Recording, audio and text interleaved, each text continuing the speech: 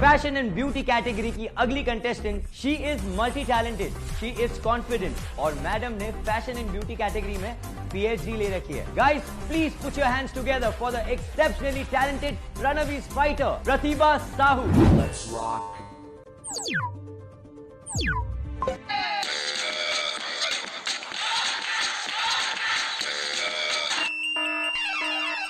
Tune change है मामा।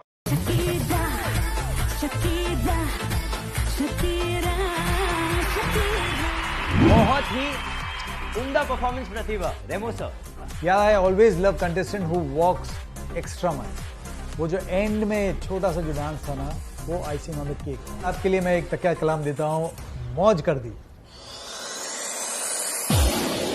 Thank you Remo sir for your valuable feedback. Guys finale अभी बाकी है, सो प्लीज स्टे ट्यून्ड।